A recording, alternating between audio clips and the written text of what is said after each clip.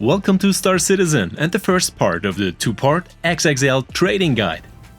We'll show you the best legal and illegal trades, which ships are worth trading, and how to become a trade mogul. We distinguish between three categories: small ships with a cargo capacity of up to 46 SCU, such as the popular Drake Cutlass Black, medium-sized cargo ships from the Miscall A to the Hercules A2 with up to 260 SCU, and finally the currently largest cargo ships from the Misk Starfarer with 291 SCU to the current frontrunner, the Crusader Starlifter C2 with 696 SCU capacity. This is because different trade goods are offered depending on the cargo space size, whereby we start with the currently most lucrative legal cargo, gold. For legal trade, we have the largest theoretical profit margin with gold, but the availability of goods, especially for larger cargo capacities, is in most cases not even close to sufficient to be able to buy a cargo of it at all. In addition, the investment risk, which we generally bear ourselves when we buy, is very high with gold, as the price for an SCU is already at least 5,600 Alpha USC. A larger cargo with a C2 therefore means almost 4 million in investment costs. However, the profit margin is also enormously high at just under 1,800 Alpha USC per SCU, which could theoretically give us up to 1.3 million Alpha USC in profit. But the emphasis here is on the theoretical, because we can only buy on 2 stations and could only find a maximum of 800 SCU, which does not only refer to our server but to the entire server region. Realistically, with a little luck, we can get hold of around 100 SCU of this enormously valuable material, and not at the top prices but at worse purchase and sale prices due to the supply and demand. Therefore, due to the very limited availability and the very high risk, the rating for gold is only 74, and we recommend small to medium ships here, as you can at least fill them to a large extent with a real chance. For larger ships, we therefore recommend another commodity, which can almost always be fully loaded, even with large freighters like the C2. We are talking about Beryl, which offers very good availability at a large number of purchase locations and is also much more interesting in terms of investment risk. A full load for a C2 costs just under 1.5 million in the best case, and we can make the biggest profit on Origin at a good selling price and make a good 420,000 Alpha USC profit per load. But beware, if we fly to Lowville to sell, our profit is reduced to a maximum of 380,000 Alpha USC, whereby even less is paid for a load at other trading centers. Nevertheless, trading with Beryl currently offers the best package in the legal sector for larger ships, as the availability is usually more than sufficient and we are still operating within a reasonable framework in terms of investment sum, and we also receive a large number of purchase options. Therefore, Beryl achieves a very strong rating of 89 for trade, which is more than deserved with the very good availability, the high profit margin, and also the possibility to get the largest ships full with it. And in the legal area, Beryl also offers one of the few very lucrative current trading options, although we would of course like to recommend some exciting alternatives or combinations. However, it is generally advisable to compare the details of the availability of goods as well as the basic prices of goods for the different routes in advance to fall back on various external trading tools, especially with such high investment sums. Therefore, first a short overview of various tools for trading, which you can very easily use for yourself before we come to the further trading goods. We recommend SC-Trade.Tools for this purpose, as we not only receive reliable data directly from the game files for trading here, but have also had very good experiences for several years. Basically, the various tools differ between basic values extracted from the game data, which vary slightly due to the supply and demand in the game, and commodity evaluations obtained from player data, which, however, always reflect a price and commodity situation that is no longer current, as there is no API, so a direct access to the game for reading out the data, and thus the player data entered is no longer current when it is retrieved. All tools have in common that you should familiarize yourself with the various parameters for optimal results, as the production quantity of a good and the maximum amount of available freight are just as important a factor as the called prices or even distances. We therefore work with SC-Trade.Tools on the basis of valid basic data, but of course always have the price fluctuations in the game in mind. Gold would therefore be very lucrative purely on the basis of prices, but the production quantity and the maximum availability of goods is already insufficient for individual players with large freighters, and that for an entire server cluster. Therefore, it is advisable to plan your own route tailored to your needs, based on your freight capacities as well as your financial possibilities, whereby we strongly recommend that you only invest as much as you can easily compensate for, in the event of a loss. But also, distances and associated flight times should be taken into account, especially with slow quantum drives, because it is not worthwhile to achieve twice the profit, but to fly 3 times as long as if you could do a less lucrative route several times in the same time. But now back to another interesting commodity. Laranite is also in great demand and was the #1 commodity a few versions ago.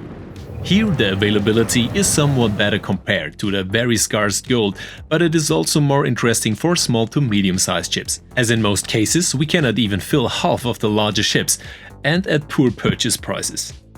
The investment risk is also high, although still within limits, at a good 2200 alpha USC per SCU.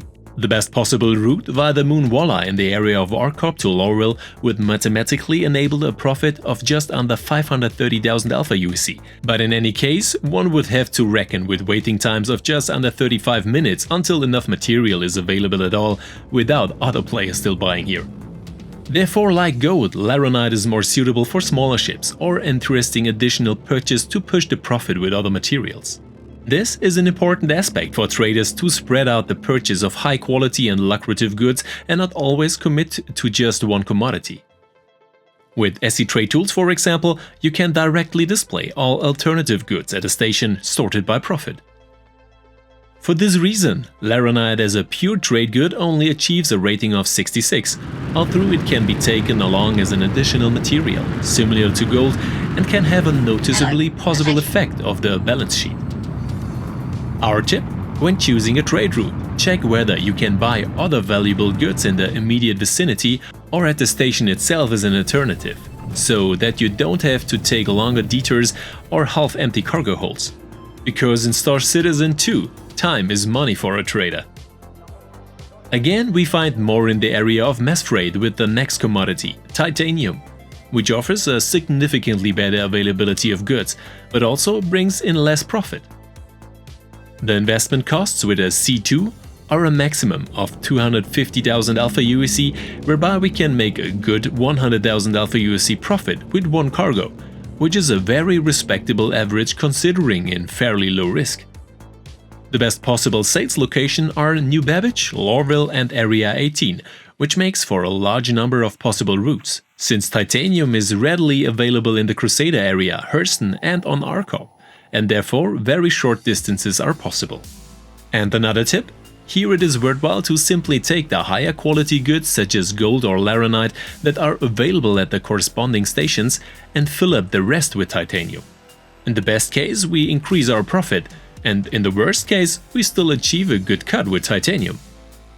Here, for example, Tremont Myers on Cellen in the Crusader area, where we have a chance of finding Laranite, or Shubin Cell 2 on Lyria in the Arkop area, where we find Agricium, another commodity we will come to in a moment. So this gives titanium a very solid 73 in the rating, although trading is only worthwhile with appropriate quantities from medium freighters to the big pots. Another very exciting and sometimes underestimated material are diamonds, which can, however, bring some risks with them. Because diamonds are not only a girl's best friend, but are of course also always popular with traders in as high a quantity as possible.